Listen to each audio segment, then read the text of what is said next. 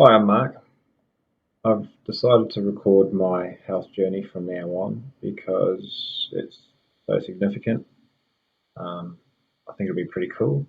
I like watching YouTube videos myself. Um, I want it to be informative, um, keep friends and family up to date without having to send individual links to everybody and without relying on Facebook or something else. So here we go. Coming up, I'll be doing some voiceover, and you'll be seeing some vision of me flying to Canberra, which is kind of the start of the big overall trip, which then leaves from Sydney to go to Bangkok, where I'll be for a number of weeks. But I'll give you a bit more of an overview in a second.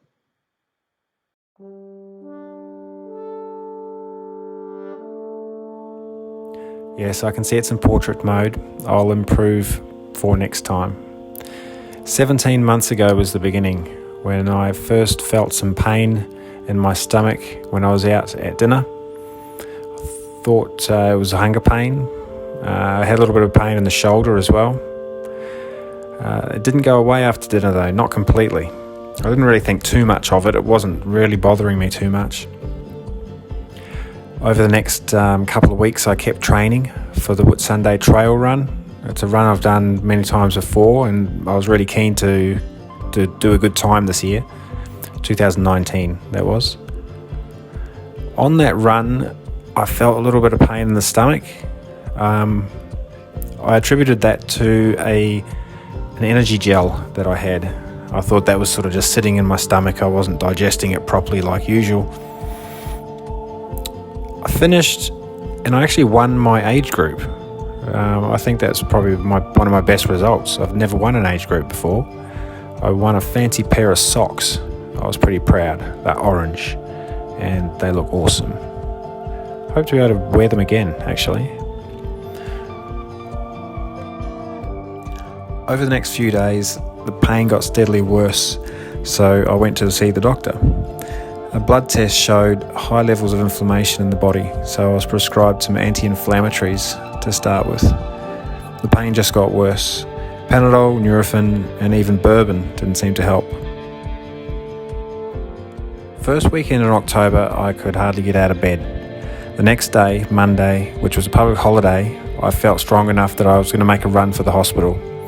Then I opened the front door and I had a bloody flat tyre.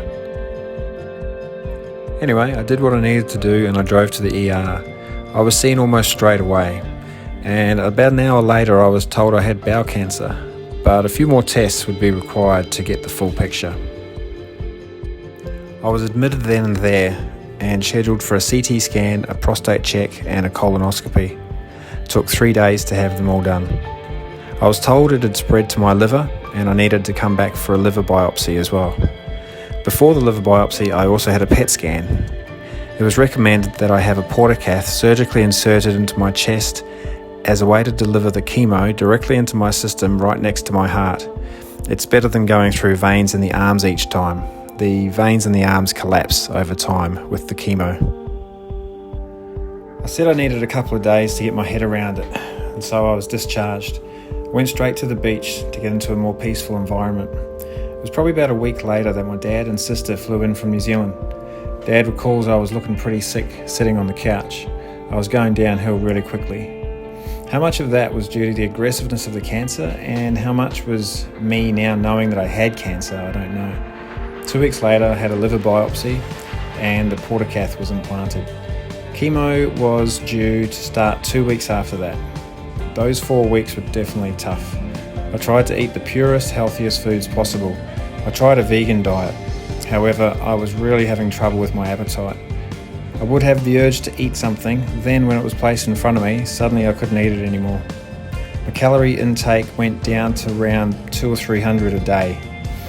Pathological muscle wasting, known as cancer cachexia, had really kicked in by then also, and I'd lost about 10 kilos of lean muscle in about 6 weeks. My BMA was about 18. At this point, I didn't even want chemo. I didn't trust the medical institutions and drug companies to have my best interests at heart. I still think they're in cahoots more than we want to understand. It was painfully obvious by now that I was not going to cure this with a carrot stick, lettuce leaf and will alone. So after a heart-to-heart with my family, I decided to turn up to that first chemo appointment on November the 26th. You know what? After just 4 hours sitting in that chair, connected to the IV, I was already starting to feel an improvement. I think it was the steroids I was being given with the chemo. In any case, by the end of the day, I had a hankering for a big greasy burger. My appetite was returning. Now, this part's going to be a bit controversial. What is the best diet for somebody fighting cancer? This is a subject I'm still grappling with even now when I'm recording this, 15 months later. At least at this point, I was able to give my body some calories, any calories.